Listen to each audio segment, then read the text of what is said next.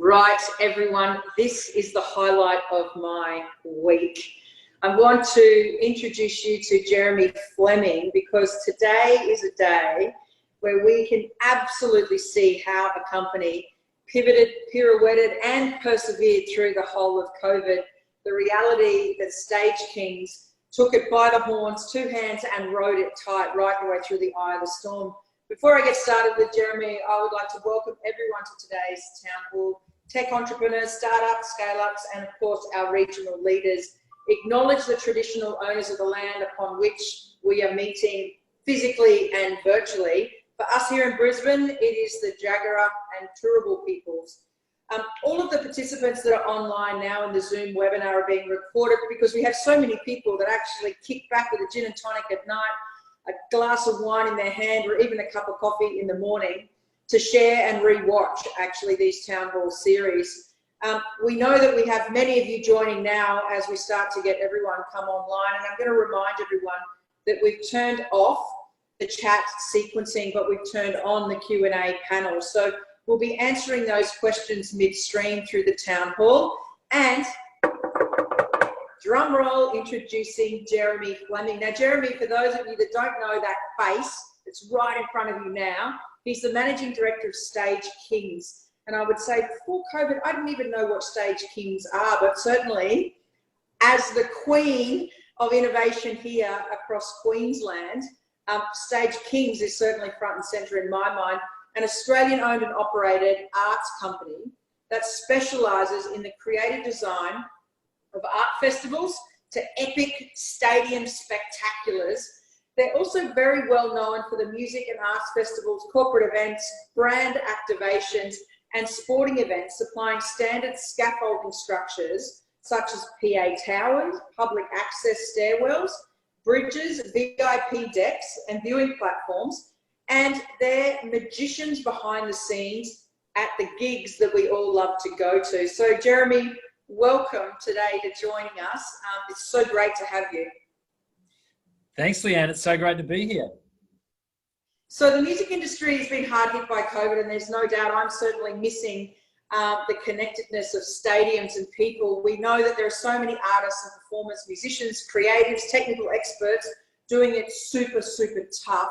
Stagekings, you're in the business of creating incredible moments that in the audience, as I sit there, I'm safe and I enjoy. As we all go to concerts and festivals, but right now, all of that's on hold. And tell us about that moment, the pivot, Stagekings, and of course now into furniture. Like, how does that happen?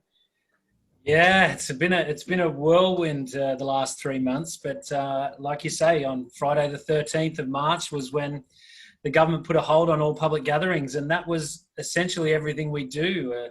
You know, things from pop-up globe theatre to the Edinburgh military tattoo, the castle, we built that, and the Ninja Warrior set. So we were doing all those things, and that's when it all stopped, and we had to think very quickly what we could still do. And furniture was a suggestion that we ran with, and we've been making desks ever since.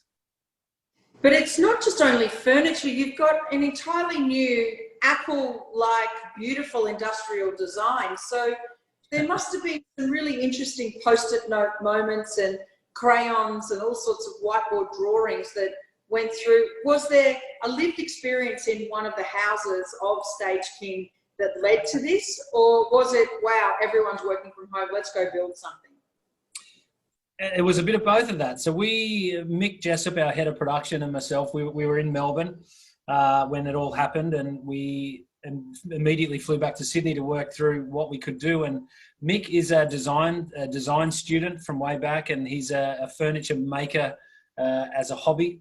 And so we got thinking and chatting to people all over the world about what they were doing in other countries and what we could potentially move into. And the thought of a work from home desk was given to us by a friend from Ireland who was in a similar situation. And so he said that we're looking at moving into desks. Maybe you guys should do something similar. It just really was exactly what was needed. Whole industries are now working from home, and everyone we'd been talking to couldn't get a desk. Officeworks was sold out, and IKEA was sold out, and fantastic furniture, had an 18-week lead time on desks. So it was a no-brainer that's what we had to do. And Mick very quickly came up with the designs. He's a genius designer, and that's one very lucky coincidence for us. And he came up with those designs quickly, and they were brilliant, and that's what we've run with. I love it. Demand-led innovation. Necessity is the mother of all inventions, as they say. A friend of mine, she is in the arts, and she picked up one of the Stagekings desks to work from home, and she filmed herself while doing it. And when it first caught my eye, she posted it to Snapchat, and I thought, oh, this is a really interesting inspiration, like how to talk about a complete pivot. Do you think this is a pivot that's long-lasting, or is it pretty much COVID-led, and it's only here for this short period of time in this short moment? Or you think there might be something here in the secret sauce of that skills transfer? You've got someone in the company that's clearly a genius when it comes to industrialized design. Yeah, absolutely. It's born of COVID. We're going to keep this running. The designs we're coming up with are getting a massive following. You know, we're reaching 250,000 people a week now through social media, and we've got an amazing following that's helping us along, telling us what they want. We then make it, and we sell hundreds of each item. So we've ticked over, well, just about to tick over 10,000 individual pieces of furniture since starting 12 weeks ago this week. So it's pretty amazing, and it would be crazy not to continue on with it. What a postcard from COVID. With love from COVID, the creative genius of course, the Stagekings desk. Now, you've got to fund a pivot, right? It either has to come from existing cash flows or investors, or maybe it's just the stretch out of a credit card or a mortgage. Did investors get behind this pivot, or did you have enough fuel in the tank to pretty much fuel up and away you run? Look, luckily we did have enough in the tank. The company's owned by my wife and myself, and we made the call that we would push forward with it. There was a lot of decisions to be made, obviously, prior, talking to finance companies and landlords and trying to make the best of, because we were staring down the barrel of zero income. We'd lost all of our revenue for the upcoming year, essentially, when this hit. So we had to work through that, how we deal with that, and then how we'd fund this. Luckily for us, we have the machinery.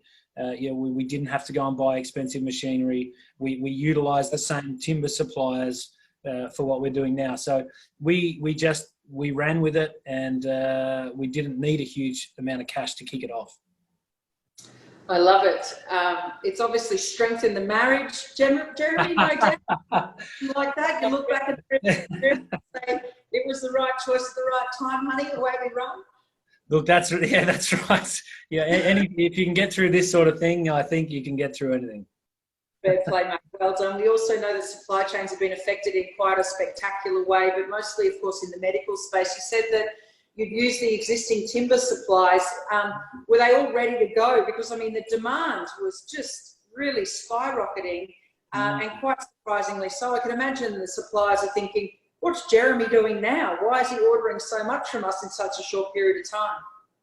Yeah, well, the material we use is birch plywood, essentially all Russian-made birch ply. So they did have stocks here, but we very quickly utilised what was available at the time, and then it became more expensive. But we've done deals with these suppliers, and there's enough in the country for us to use. So it's yeah, we've been very lucky like that. They had thousands of people. We're going through 350 sheets of ply a week now, so we're using a lot of plywood. Mate, Stagekings to me feels like one of those Russian dolls. You've got the big one on the outside, you lift it out, and then you've got the little one on the inside. You know, scaling up companies is one thing, but rapidly scaling like you have done. You know, we talk about bigger, better, faster, more clients, more sales, more turnover. And COVID, to a certain extent, put that dead stop on many companies across the world. But here you are, effectively hibernating the Stagekings business and then bringing up the next little baby Russian doll. I can imagine that's an entirely different pace. And of course, you would have been trying to do this all from within the kitchen bench, the bathroom, toilet seat, wherever you could find, you know, a spare room in the house. Where does it go to now for you? Do you think that there's a dual strategy? Do you split these things off? Is it too early to tell? Does the wife run one and you run another? Like, what are you contemplating? Give us a little bit of what's going on inside of that genius brain of yours. Well, it's exactly what we're working through at the moment. Like I said, it'd be crazy for us not to continue with the furniture side of the business. We called it King at the time, still run under Stagekings, but we're looking at now how we can split those and run parallel. I think that's really the best way forward. One thing we need to consider is we actually have a far bigger following as King now than Stagekings. So more people know us for furniture than stages. So that's something we need to consider. And it's up until now, it's all been about the story, how it's come to be. Moving into the future, I think it'll be less about the story and more of the quality of the materials and the furniture and how, what else we can come up with. So I think we really have to separate it and go forward like that, which we're planning at the moment. Talk a little bit about where you stand with environment, climate, sustainability. I'm a big proponent when you think about the circular economy. And one of the issues with our manufacturing is that we're not designing for disassembly. We're not easily able to get right to repair. Is that something that you're focused on? Is that a part of the King positioning? And if so, then do you think that that's really a nice call-out niche for you moving forward into the future? Absolutely. It's a very big part of how we've set this up. So we are using, like I mentioned, birch plywood. It's a sustainable ply. It only comes from the Scandinavian, Russian countries, the cold climate, very fast growing. So that was the first thing. It had to be a sustainable material. The second thing is it had to be recyclable. So we're recycling 100% of the offcuts of what we're making. So that's the next thing, is it's all recycled here locally in Australia by Australian people. So then, like you say, it can be reused. We design everything to go together with no tools, which is a big thing for us to continue with. There's other companies that use a lot of Allen keys and things, and you pull them apart once and you really can't get them back together again. So for us, it had to be very quick and simple to put up and down. People are putting these things up in the morning and then pulling them down at night, so they got room to use their dining room table again. So that was key for us, and it's working very well. And yeah, people are loving that. I think it's fantastic. We are still right in the middle of the disaster zone, particularly when we think about the support for artists and creatives. Do you have any sort of words of wisdom when we think about the artistic mind and the flair, whether it be in industrial design or even in the way upon which we think about business model design? Are there any words of wisdom encouraging those that might have that spark, crazy idea? Were there doubts in your mind that stopped you? And if there was, then what pushed you over that edge to say, we'll give it a go anyway? Yeah, look, for me, I've always, if I have an idea, I try and run with it, and I work it out along the way, really. You've got to look at, firstly, that you can do it financially, of course, but if you have a good idea, the only thing I say to people is don't procrastinate. If we had have worked through every scenario and analysed this over and over, we wouldn't have got up and running. So for us, it was important. We had the idea. It wasn't going to cost us a lot of money to actually try it.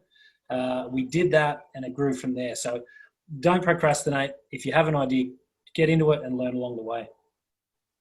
My goodness, Jeremy, you need to spend more time up here in sunny Queensland. I think we've got a lot more industrial challenges that we could throw at you.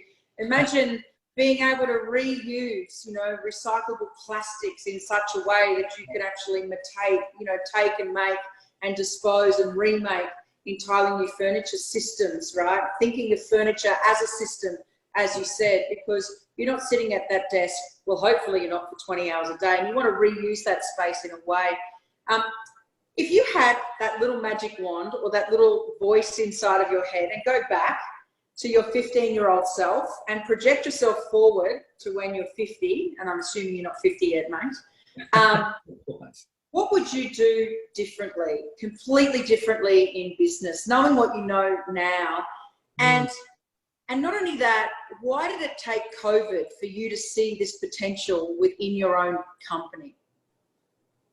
Yeah, look, good question. So 15, really, the big thing I would have told myself is to have a go earlier. I think I didn't start my own business until I was well into my 30s.